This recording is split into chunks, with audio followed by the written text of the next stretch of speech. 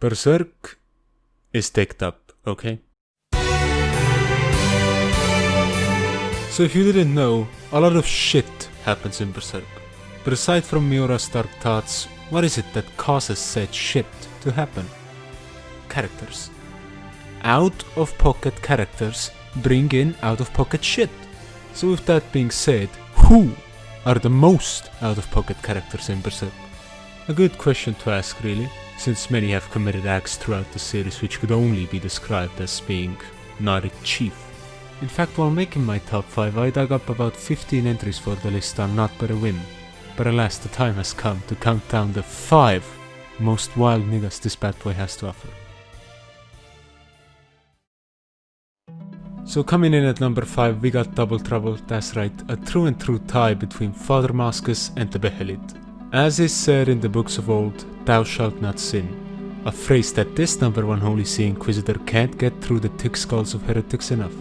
Bloody scripture Mascus, also known as Funny Flatface, enjoys fulfilling his duties of purifying filth via immense torture and adopting freaks who he then trains into his royal torturers. Mascus is also religious, which is pretty cringe, and he also does whatever the fuck this is.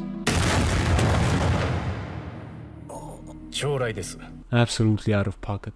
And then you got the Behelit. Not really any specific one, just your average bitch, you know. Anyways, look at this shit. What kind of fucking egg cries blood? Cringe. Next. At number 4 we got Donovan. Yeah, not much detective work needed here. You know when you're like hanging out with your mercenary buddies and then one of them gets a bit tipsy and hands a bit of 3 silver coins over to Mr. fucking Forehead over there, and you gotta go and tell him, you know, like, my nigga, that's a 9-year-old child, cause you know, it happens sometimes, except no it fucking doesn't. You won't get the it's normal here past this time, Donovan, okay? Now there are 3 silver points as to why this entire thing is as ticked up as it is, okay? Number 1, the motherfucker had a fucked up right eye, which makes him look so much creepier as a pedophile. Number 2, Guts recognized him by name instantly. Number 3, the way Guts went to Gambino afterwards, like he was about to have the final showdown or some shit, but you can literally see that he deadass has bruises all over. Not the play. I can't diss the name though, Donovan is a pretty cool name. At number 3 we have another Bakemono from the Conviction arc, the Egg of the Perfect World. We'll call him Eggy for short for now. Not much to say about this one really, but I've never seen a bigger not to play moment from existence alone. Impressive. Very nice. Born as a hollow, this motherfucker deadass sacrificed himself to become an apostle, and the result was just, well, this. In a bit of a plot twist, the egg actually spits facts and has very interesting things to say, but honestly that just makes it worse. And let's not even talk about the priest skin collection. So yeah, Eggy, definitely out of pocket for this one. But enough playing around, number 2 on the list is gonna be Wild.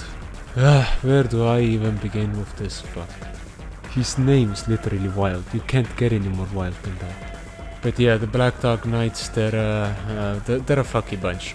Like you got the who are the fucks, the whatchamacallits, and then you just got this caveman club sticking out from the rest, looking like he's about to, I don't know, he's just so goddamn unsettling.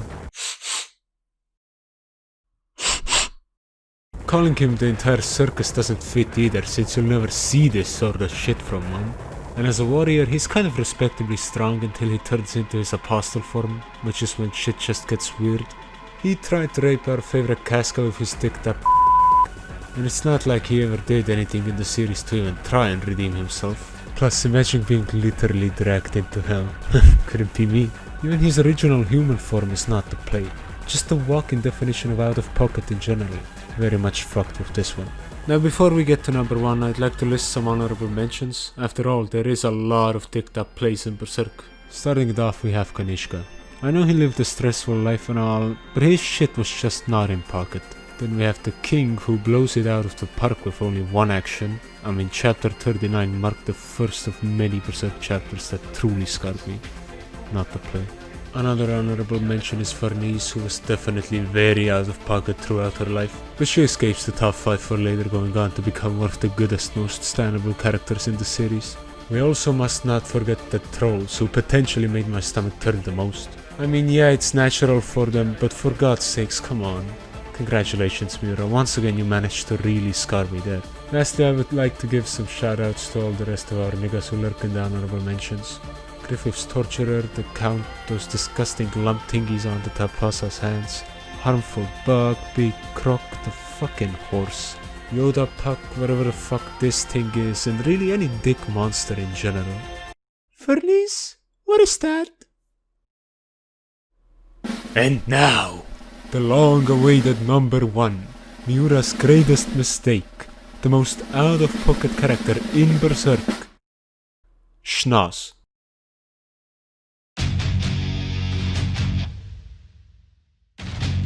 This was probably obvious to everyone, or at least anyone who has actually read the manga. Now I'm not going to go into the mythology and symbolism of this being, but if you're interested in knowing everything about it, go check out this. I'm not going to roast Schnoz too much since I too cherish my own life as well as the lives of my friends and family. In fact, I may already be in danger just for putting Schnoz on the list. But I would like to defend myself and my decision. Let me ask you, what does it mean to be out of pocket? In reality, the answer is really simple. It is when somebody takes a look at you and your actions and says, "You're out of pocket for this one, bro."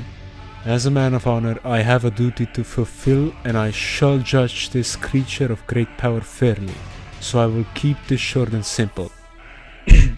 Mr. Schnoz, way out of pocket for this one, bro. And with that, the video is concluded.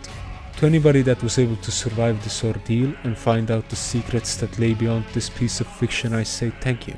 May we both live long lives and not be consumed by the darkness of Berserk's world. Goodbye.